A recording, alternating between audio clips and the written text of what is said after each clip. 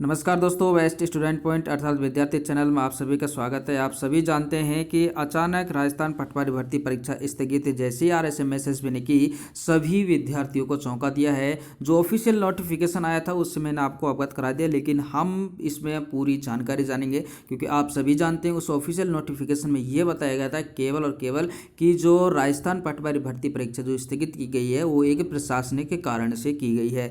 दरअसल इस प्रशासनिक कारण के पीछे क्या छिपा हुआ है ये हम कुछ अहम जानकारी आपके लिए लेकर आए हैं, तो बने रहिए इसी चैनल के साथ। आपको पटवारी की पल पल की ताज़ा खबरें प्राप्त होती रहेंगी।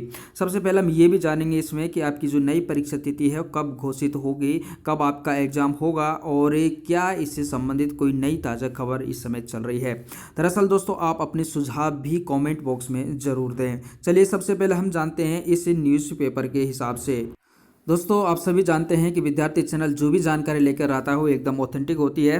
दरअसल दोस्तों मैं आपको सबसे पहला कारण जो बताऊंगा वो जो इस समय इसे अखबार के माध्यम से जो बताया गया है वो एक मुख्य कारण ये है कि इस समय आपको पता है जो NTPC के एग्ज़ाम चल रहे हैं और NTPC के एग्ज़ाम और राजस्थान पटवारी के एग्ज़ाम का एक बीच में टकराव हो रहा है। इस कारण कुछ विद्यार्थी हैं यानी कि जो राजस्थान यानी जो NTPC का एग्ज़ाम देना चाहते हैं वो राजस्थान पटवारी भर्ती से वंचित रह सकते हैं, या फिर जो राजस्थान पटवारी भर्ती का एग्जाम देना चाहते हैं वो एनटीपीसी का जो एग्जाम है उससे वंचित रह सकते हैं। तो एक कारण तो दोस्तों ये सामने निकल कर आ रहा है। दूसरा जो मुख्य कारण है दोस्तों कि अब जब इसके बारे में हम ये भी बात कर लेते हैं कि जो भर्ती है अपनी जो अभी स्थगित की गई है इसका न्यू नोटिफिकेशन कब तक आने वाला है और क्या कारण है। दोस्तों दरअसल इसका अगर न्यू नोटिफिकेशन आना है तो ये जनवरी के लास्ट वीक तक आ जाएगा, क्योंकि इसके बाद अपन ये कह सकते हैं कि जो RSMSSB के जो अध्यक्ष हैं VL जाटावत जी ये क्या हैं अपने पद से यानी कह सकते हैं अपन, आप जानते ही हैं कि ये रिटायर हो रहे हैं।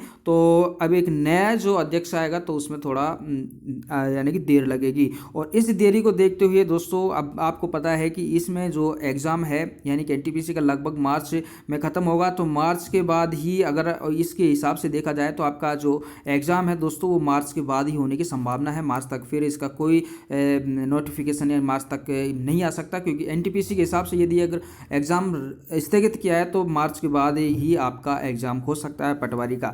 यहाँ पर एक दिक्कत और आ रही है दोस्तों, मार्च के बाद SSC के भी एग्ज़ाम शुरू हो सकते हैं, तो इसलिए दोस्तों मार्च यानी कि अप्रैल के आसपास आपका एग्ज़ाम होने की कुछ ज़्यादा संभावनाएं बन जाती हैं। तो ये तो दोस्तों यहाँ पर एक यानी कि कह सकते हैं ये एक नोटिफिकेशन यहाँ पर निकल कर आ रहा है।